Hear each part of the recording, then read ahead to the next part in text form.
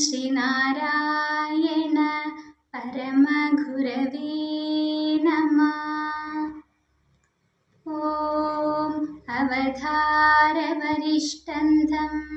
സർവാനുഗ്രഹദായിനം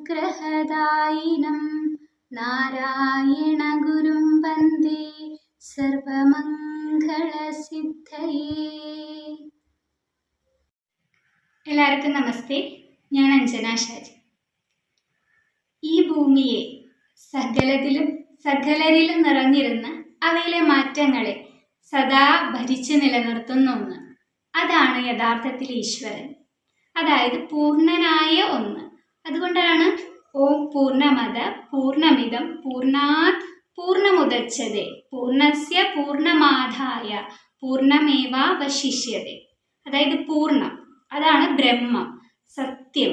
സത്യത്തെ കാണാൻ കഴിയില്ല. അപ്പൊ കാണാൻ കഴിയാത്ത ഒന്ന്, ബ്രഹ്മമായ സത്യം എന്ന് പറയുമ്പോൾ കാണാനേ കഴിയാത്തത്, അതായത് പൂർണ്ണമായ ഒന്ന്, അതാണ് ഈശ്വരൻ. നമ്മൾ പൂർണ്ണരാണോ?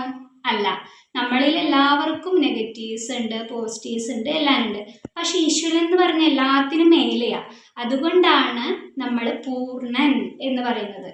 ബ്രഹ്മമായ സത്യം, അറിവ്, വെളിച്ചം എന്നൊക്കെ ഈശ്വരനെ വിശേഷിപ്പിക്കാൻ കാരണം എന്താണ്? ഈ ഭൂമിയിലെ പൂർണ്ണമായ ഒന്ന്. അതുകൊണ്ടാണ് പൂർണ്ണസ്യ പൂർണ്ണമാദായ പൂർണ്ണമേവാവശിഷ്യതേ.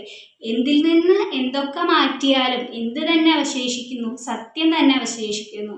അപ്പോൾ ഒരുവനിലുള്ള സത്യം ഈശ്വരനാണ്. ആ ഈശ്വരീയതയാണ് നമ്മൾ കണ്ടെത്തേണ്ടത്.